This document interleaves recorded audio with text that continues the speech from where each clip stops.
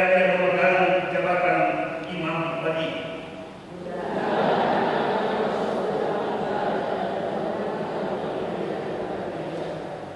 Urapilah mereka seperti yang kau mengurapi ayah mereka, supaya mereka memegang jabatan imam bagi. Dan ini terjadi supaya berdasarkan pengurapan itu mereka memegang jabatan imam untuk selama-lamanya turun-temurun.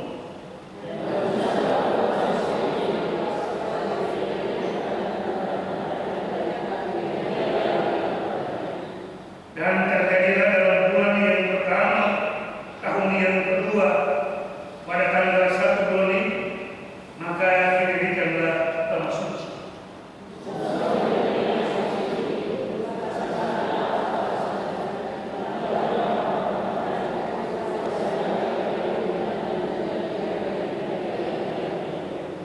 Dikembangkannya atap bena yang memenuhi Tanah Suci dan diletakkannya gunung karmel di atas, seperti yang diperintahkan Tuhan kepada Musa.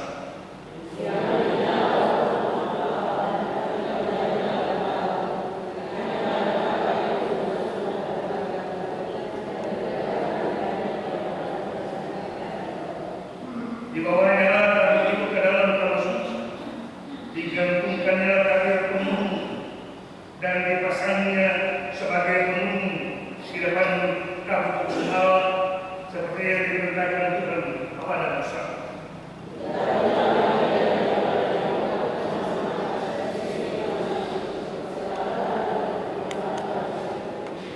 Diletakkannya di atasnya roti sajian menurut susunannya di hadapan Tuhan, seperti yang diperintahkan Tuhan kepada Musa.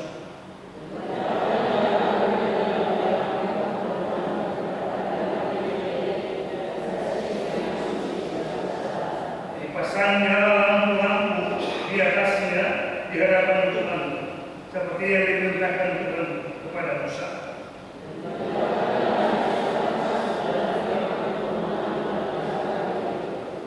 Dibakarnya di atasnya bukan dari wangi-wangian, seperti yang diperintahkan Tuhan kepada Musa.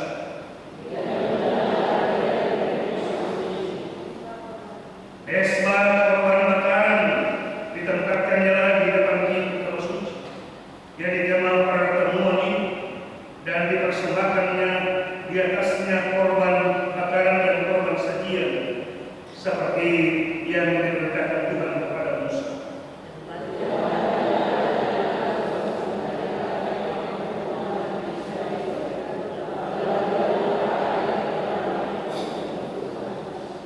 Musa dan Harun serta anak-anaknya membasuh tangan dan kaki mereka dengan air dari dalam danau.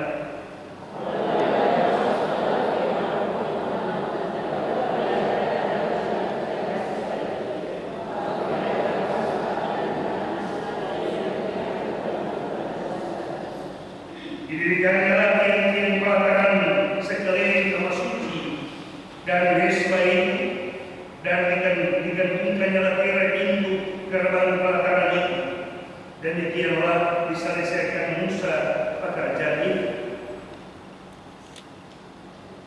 Ayat 34.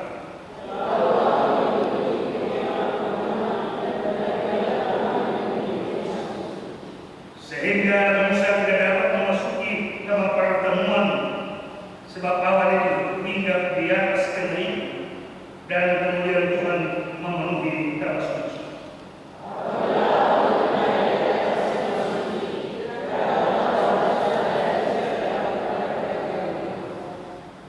Tetapi jika awan itu tidak naik, maka mereka pun tidak berangkat sampai hari awan itu naik.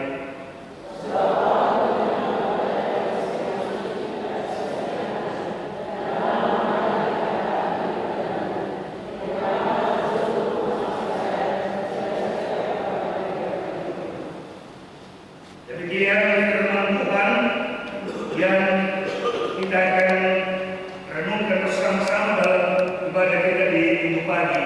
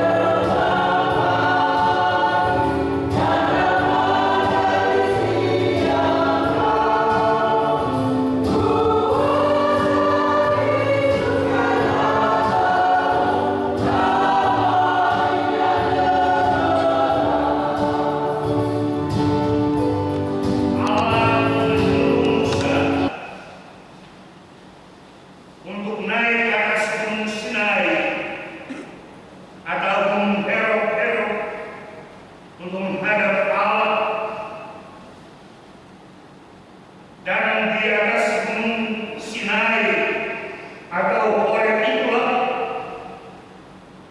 Allah memerintahkan Musa untuk mendirikan kamar suci. Sebutan kamar suci menunjukkan bahwa kamar itu mempunyai posisi penting karena merupakan kamar pertemuan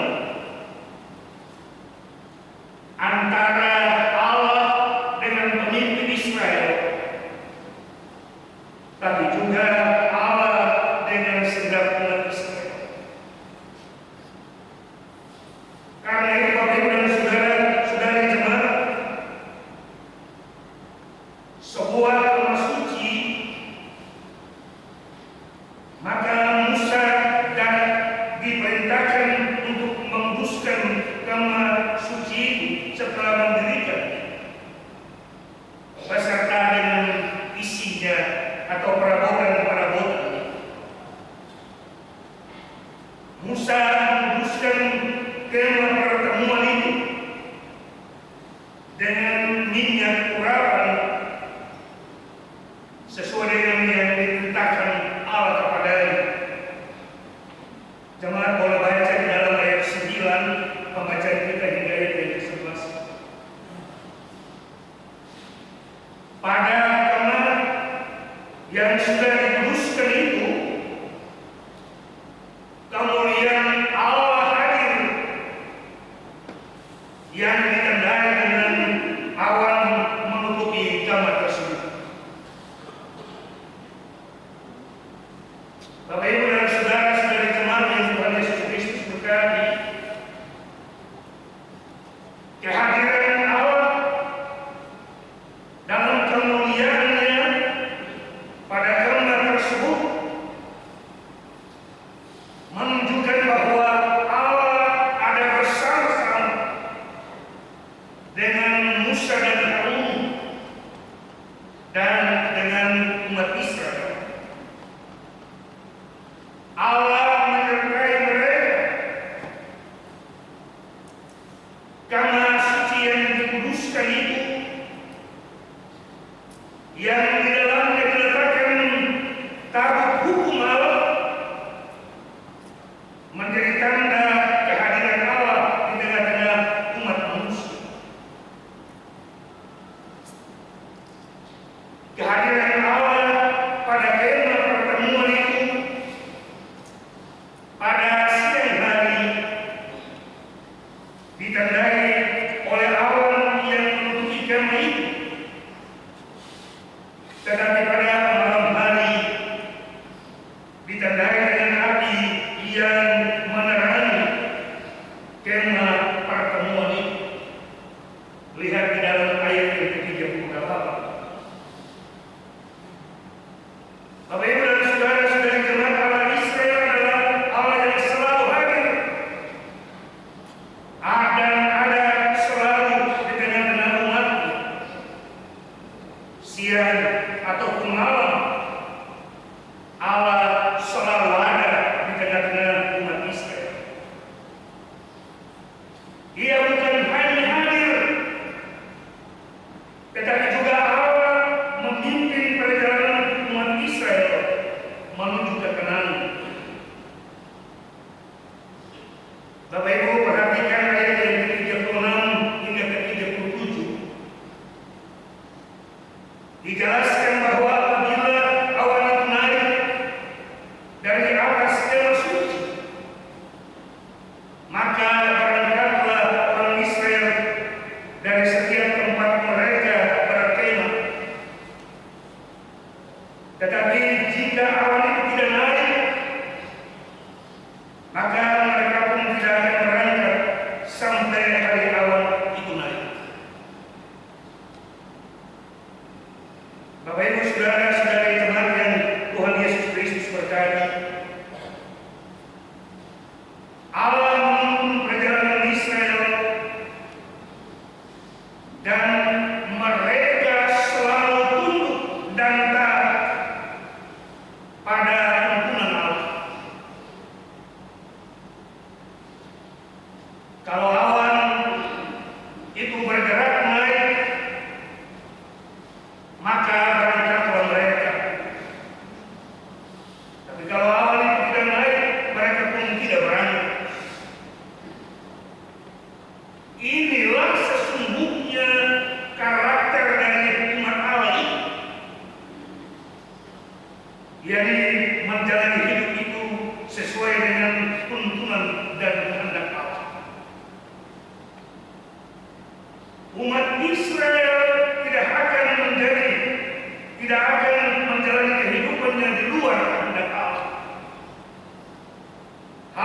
tersebut menjadi penting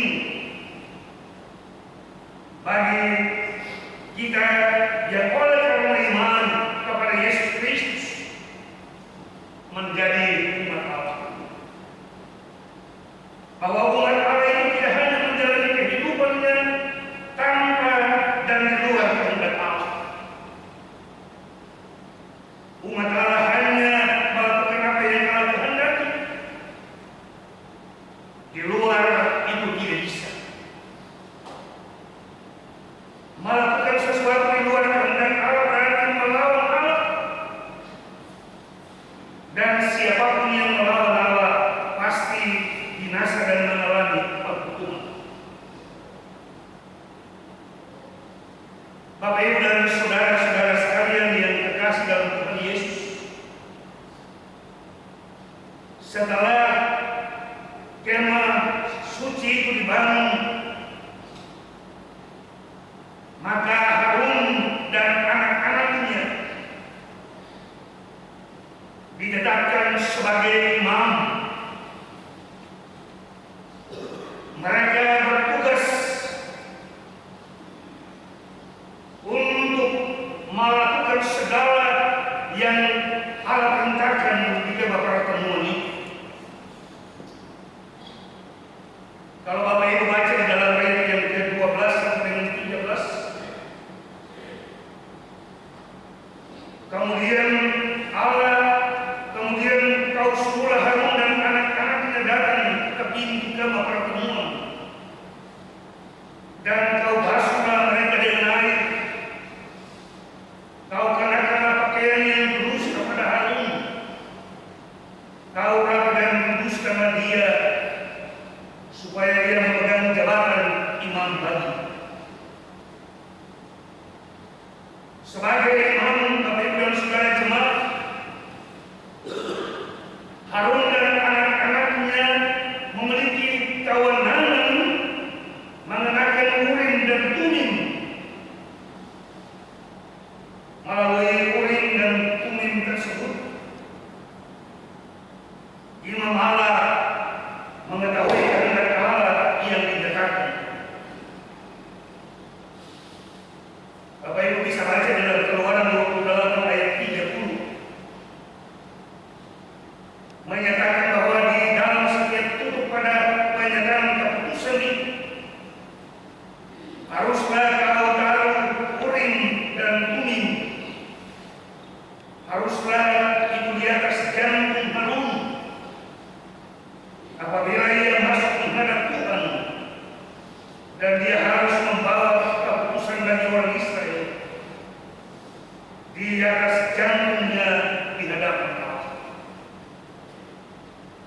Dengan demikian, Bapak Ibu dan saudara-saudara jemaat, Harun dan anak-anaknya diberikan mandat dan wewenang oleh Allah untuk menyampaikan keputusan Allah saat umat Israel menghadapi masalah yang sulit, sehingga membutuhkan Harun dan anak-anaknya untuk berkonsultasi dengan Allah sebelum mereka melakukan segala hal.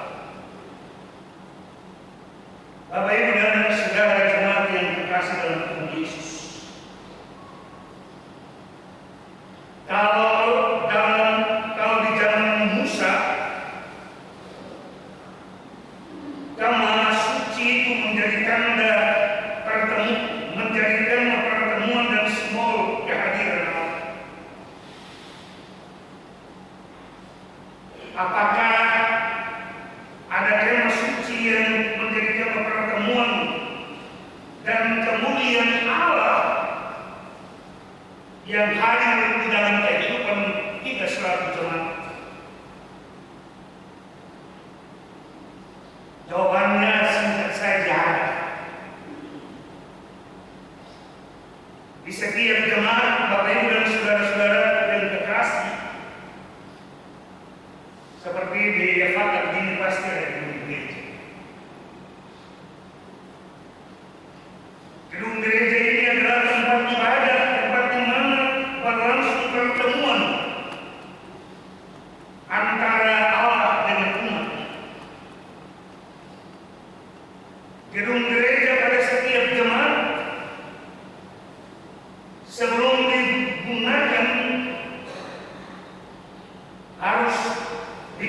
dikuduskan. Kendati caranya tidak seperti yang dilakukan oleh Musa terhadap Roh Kudus. Artinya tidak dengan minyak urapan, tetapi gedung gereja itu dikuduskan melalui pentabisan dalam nama Allah Bapa, Tuhan Yesus Kristus dan Roh Kudus. Dengan pentabisan gedung gereja itu berarti dikuduskan dan dikhususkan hanya untuk pertemuan Allah dengan umatnya melalui ibadah dalam jemaat. Maka dapat dikatakan bahwa gedung gereja yang ada pada kita saat ini menjadi simbol kehadiran Allah di dalam jemaat dan kehidupan setiap anggota jemaat. Karena itu seharusnya setiap warga jemaat harus menjalani kehidupan sesuai dengan kehendak dan tidak di luar kehendak Allah. Kalau sekarang ini sebagian anggota jemaat tidak hadir dan tidak ikut beribadah misalnya dalam ibadah jemaat, maka itu tanda rusaknya hubungan antara warga jemaat itu dengan Tuhan. Dan sudah dapat dipastikan bahwa hidup ini berlangsung di luar kehendak Allah.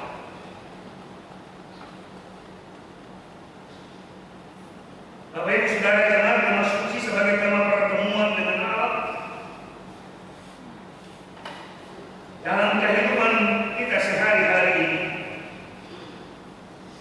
bukanlah sebuah gedung gereja atau tempat ibadah semata.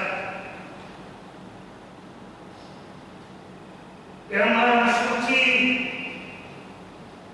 yang didirikan dan dikuduskan melalui dan di dalam Kristus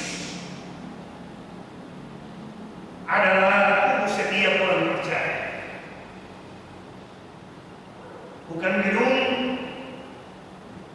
tetapi tubuh setiap orang percaya yang diampuni dan ditebus dosanya oleh Yesus Kristus.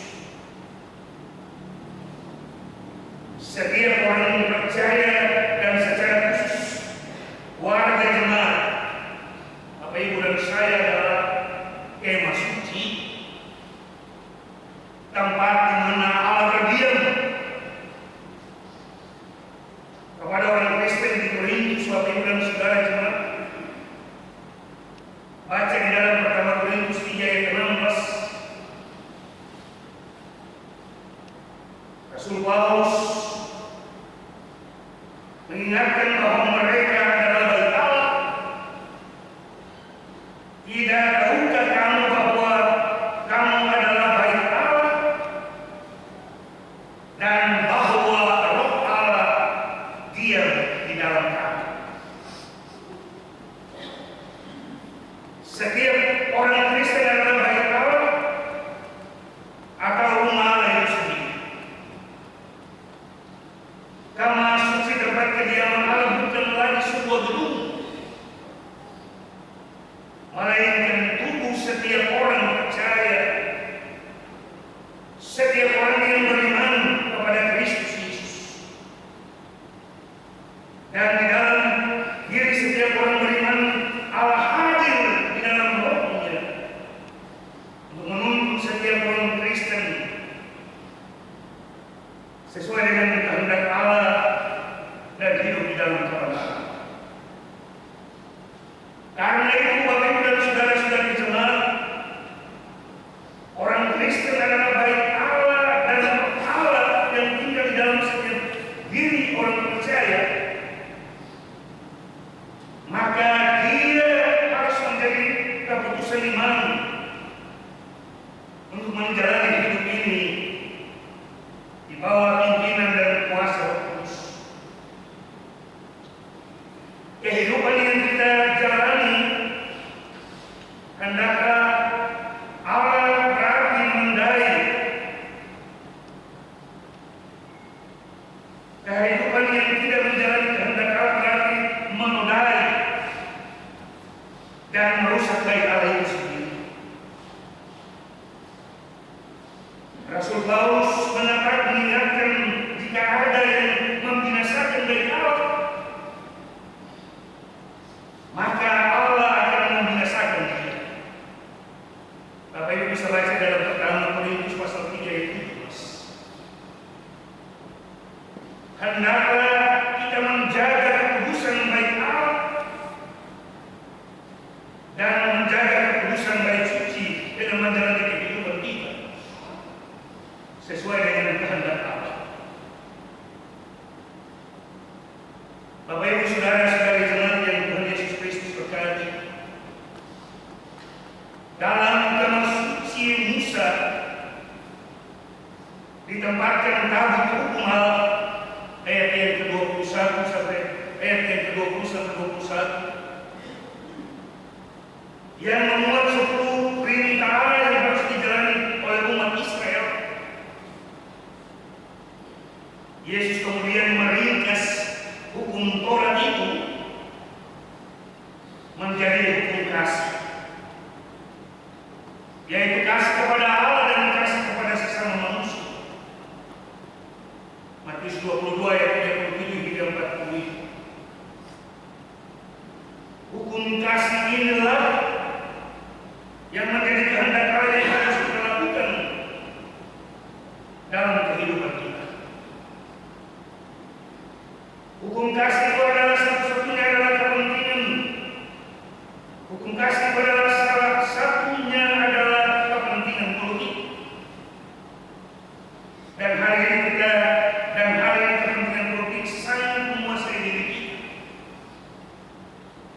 dan membuat kita tidak dapat mengasihi orang lain. Apalagi orang itu adalah lawan politik. Tetapi kita diingatkan bahwa kita adalah rumah suci. Kita adalah bait Allah dan roh Allah ada di dalam kita. Dan roh Allah itu menuntun kehidupan kita menjalani kehendak Allah. Menjalani kehidupan ini dalam kasih dan kasih kepada Allah dan kasih kepada sesama manusia, termasuk kepada semua orang.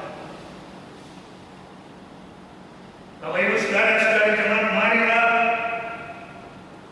mulai hari ini tanamkanlah dalam diri kita masing-masing bahwa kita adalah rumah suci. Kita adalah kediaman dia bait Allah, tempat kediaman roh Allah. Allah mendiami diri kita dan menuntun kita dengan kuasa Roh Kudus